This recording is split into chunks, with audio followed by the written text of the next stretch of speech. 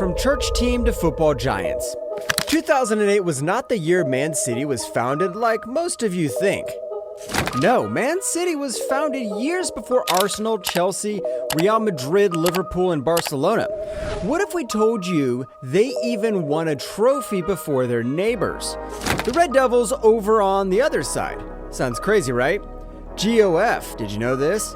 Well, these crazy settings are about to shock you even more as we go through Man City's entire history.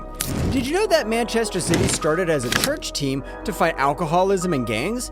That's right, this powerhouse club began with a mission to save souls, not win trophies. But how did they become the football giants we know today? It all started in 1880 when St. Mark's Church in West Gorton set up a football team. Their goal? To keep local lads out of trouble. Fast forward a few years and the team became Ardwick Association Football Club in 1887. But that's not all. In 1894, they finally settled on the name we know today, Manchester City Football Club. Now, City wasn't like their fancy neighbors Manchester United. They were the working man's club, born from the streets and factories of Manchester. This identity stuck with them, shaping who they are even now. But how did they go from church kickabouts to filling stadiums? Well, that's quite a story, and we're just getting started. From church kickabouts to filling stadiums, Manchester City's journey was a roller coaster. But did you know they tasted glory before their red rivals? Here's the kicker. Their first major triumph came with a side of scandal that nearly destroyed the club. Let's talk about City's first big win. In 1904, they clinched the FA Cup, beating Bolton Wanderers 1-0. This wasn't just any victory. It made them the first Manchester club to lift a major trophy. Take that, United! But the celebration didn't last long. Just 2 years later, in 1906, City found themselves in hot water. A financial scandal rocked the club, leading to the suspension of 17 players.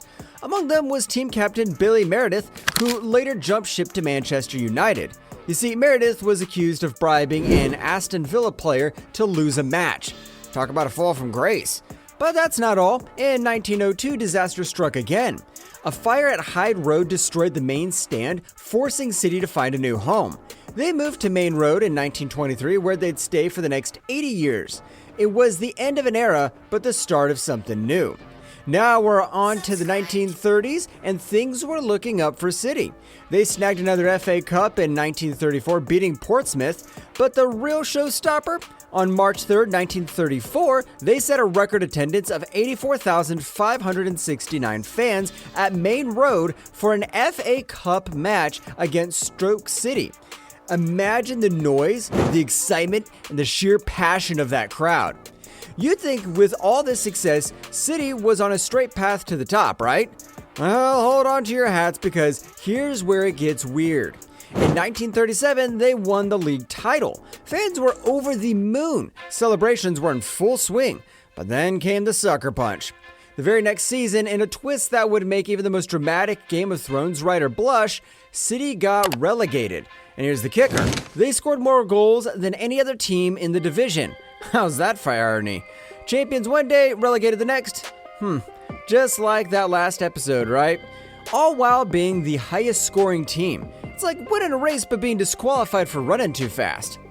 Roll on to the 1950s and City's fortunes were about to take some jaw-dropping twists. How did a German prisoner of war become a City legend? And why did the club's greatest triumph lead to their most humiliating defeat?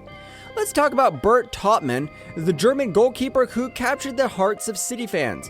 In the 1956 FA Cup final, Taubmann pulled off one of the most incredible feats in football history.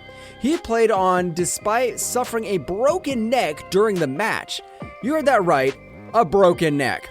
After colliding with Birmingham City's Peter Murphy, Taubmann insisted on continuing to play. His determination helped City secure a 3-1 victory and lift the FA Cup.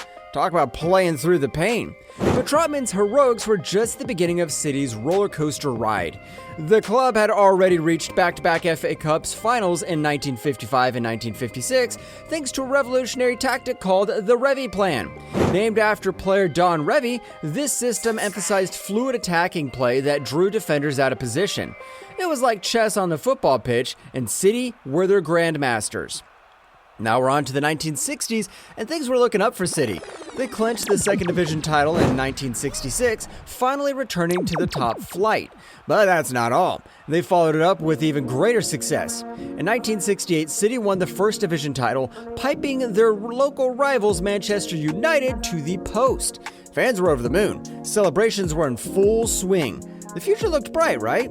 Well, hold on to your hats, because here's where it gets weird. Remember how I mentioned a great triumph leading to a humiliating defeat?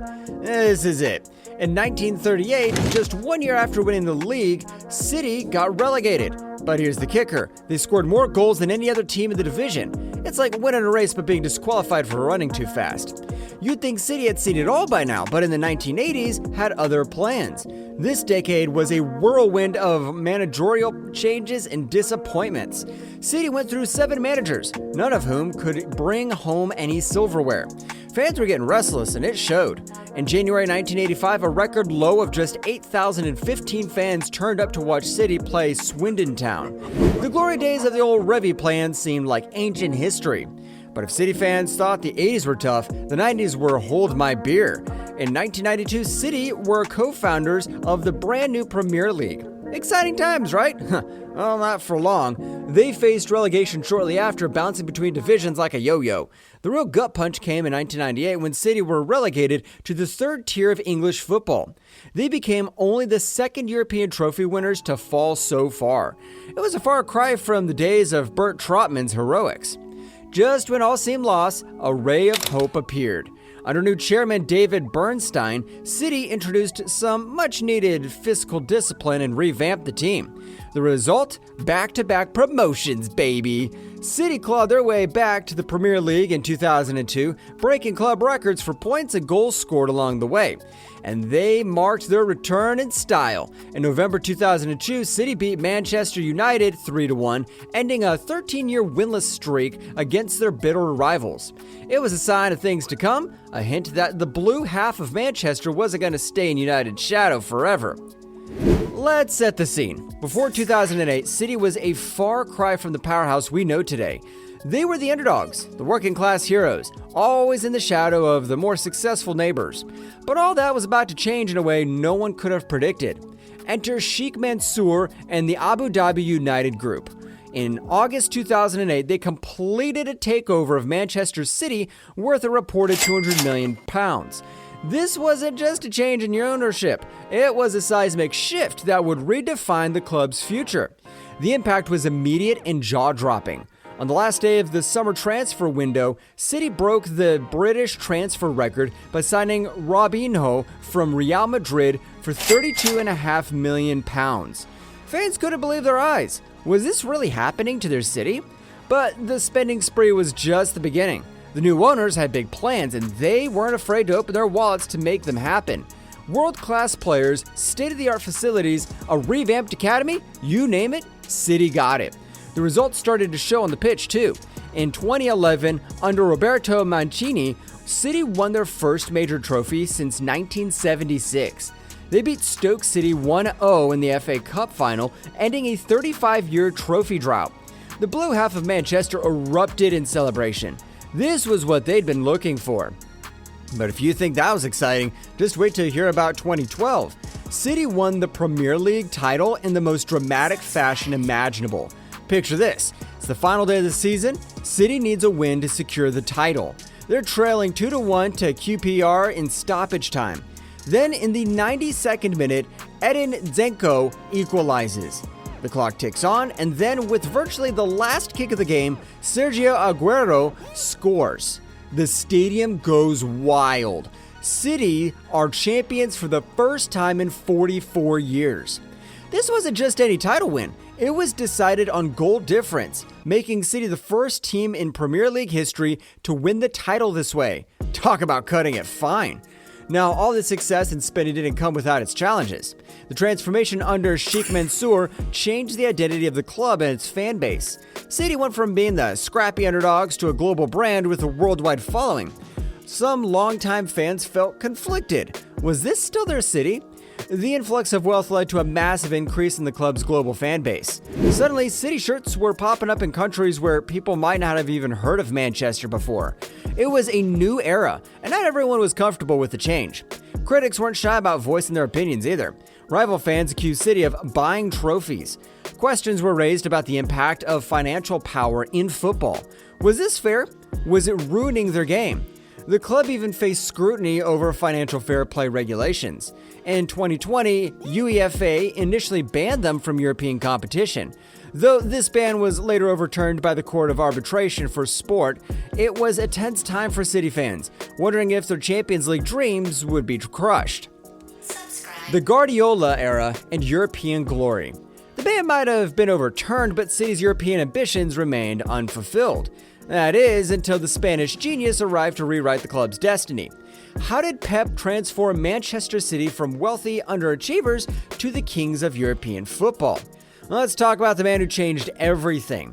On February 1st, 2016, Manchester City announced Pep as their new manager. This wasn't just any appointment. It was about a statement of intent. Guardiola, known for his success at Barcelona and Bayern Munich, was about to take City to a whole new level. Guardiola's impact was immediate and profound. He transformed City's playing style, emphasized possession-based football and tactical flexibility. It wasn't just about winning, it was about winning with style, and boy did they win. The 2017-18 season was when City really showed what they were capable of under Pep. They broke record after record, becoming the first team in Premier League history to reach 100 points in a single season. It was like watching a video game come to life. City were simply unstoppable. But Guardiola wasn't done yet. The following season, City made history again. They became the first English men's team to win a domestic treble, clinching the Premier League, FA Cup, and League Cup. It was an achievement that left even their fiercest rivals in awe. Now we're on to the Champions League, the one trophy that had always eluded City. Despite their domestic dominance, European success seemed just out of reach. That is until 2023. City's journey to the final was nothing short of spectacular. They demolished Bayern Munich 4-1 on aggregate in the quarterfinals. Then came Real Madrid in the semis. City crushed them 5-1 over two legs. The final whistle blew in Istanbul, and Manchester City were finally champions of Europe.